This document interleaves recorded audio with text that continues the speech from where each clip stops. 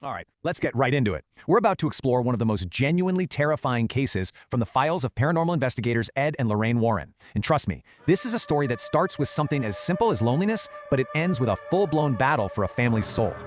You look at a house like this, in a perfectly normal neighborhood, and you'd never think twice. But as the Donovan family was about to find out, the real horror wasn't something that was already hiding in the house. It was something they invited in.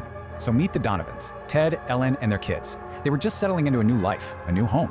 But for their 19-year-old daughter, Patty, the move was really tough. She felt isolated, didn't have many friends, and to try and fix that loneliness, she brought something into the house that would change absolutely everything. Now, you've probably heard of a Ouija board, right? It's designed for one very specific thing, opening up a line of communication to the spirit world. It actually started as a pretty harmless parlor game back in the late 1800s, but the thing is, it's a doorway. And once you open it, you can't always control who or what comes through. Patty's intentions were totally innocent. All she wanted was a connection, someone to talk to. So one of the very first questions she asked the board was this simple, really heartbreaking plea: will you be my friend? The planchette, that's the little wooden pointer, it immediately slid over to yes. But whatever was on the other side of that board had a much bigger, much more sinister plan. It told Patty it was the spirit of a boy, 19 years old, just like her. And when she asked it to be her friend, the planchette didn't just spell yes, no. It spelled out boyfriend. And just like that, this entity began to expertly prey on her vulnerability. It showered her with compliments, told her how beautiful she was. It became her secret, her daily confidant. Patty started to really truly trust it. So much so that one day, she made a request that sealed their fate. She asked her spiritual boyfriend to show himself, to appear to her in person. And that's the exact moment everything changed. The second she gave that invitation, the playful little chats just stopped. The lights in her room flickered and died. The planchette went completely still. A whole new sinister chapter was about to begin for the entire Donovan family. The escalation was unbelievably fast. First, loud, heavy knocking started coming from inside the walls, like something was trying to punch its way out. Then came this awful gag-inducing smell of sulfur and decay that just filled the entire house. A week later, a thick red liquid that looked way too much like blood started pouring out of every single faucet, and it all came to a head on March 31st, 1974, with a full-blown physical assault. And get this part is just insane. It really shows you the kind of power they were up against. That night, as the family is just trying to watch TV, this huge, 6-foot-tall dresser, weighing over 100 kilograms, just lifts off the floor. It hovers there and starts spinning violently in midair, while chairs and pictures fly across the room. All they could hear was this deep, guttural growl echoing through the house. I mean, can you imagine? Ted Donovan, completely terrified, gets his family out of there and checks them into a hotel, just desperate to find a safe place. But it didn't work. The lights in the hotel room started flickering, and soon those same terrifying screams were echoing down the hallway. They got kicked out, and that's when they realized the horrible truth. This thing wasn't attached to the house, it was attached to them. When they got back home, the place was completely ransacked. Profane messages were scrawled all over the walls. They were out of options, totally desperate, so they made one last-ditch call to the only people they thought could possibly help: Ed and Lorraine Warren. The second the Warrens walked through the door, they felt it. This heavy, suffocating presence. Lorraine, being a powerful clairvoyant, immediately saw it. A massive black shadow with glowing red eyes. Ed did a test. He knocked twice on the wall, and immediately 2 knocks echoed right back.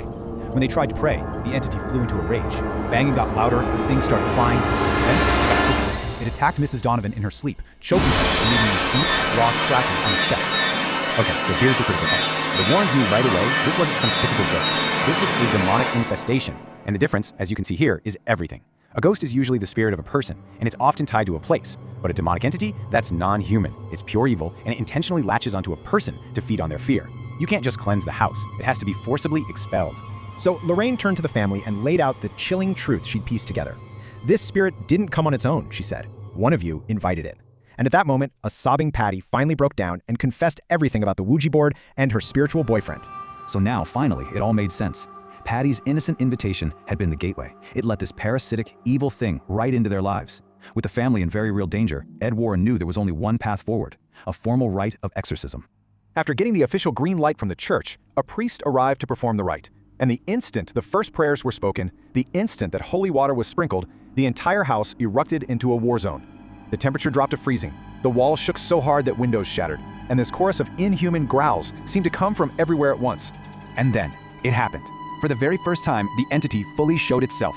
That same black shadow Lorraine had seen now materialized right in front of the whole family. This swirling, terrifying mass of pure evil that just seemed to soak up all the light in the room. As the priest kept going, his voice never faltering, that black shadow shot across the room and just engulfed Patty. Her whole body went rigid, her eyes flashed this horrible red color. And then, to her family's absolute horror, she was lifted straight up into the air, just hanging there 5 feet off the ground, held by some invisible force. The entity was now using her like a puppet, a vessel for its rage. But as the exorcism reached its climax, with the priest commanding the demon to leave, Patty's body was violently thrown across the room. She slammed into a wall with this sickening thud, and then just fell to the floor, unconscious. And then nothing. Just absolute silence. The growling stopped. The house stopped shaking. The suffocating cold just vanished like a switch had been flipped. In the wake of that final violent act, the fight was over. The entity was gone. The shift was immediate and clear. Clean water started running from the faucet. Patty woke up just moments later, physically unharmed, and finally free from its grip. The Donovans were safe, their house was their own again, but they were left with emotional scars that, let's be honest, would probably never fade.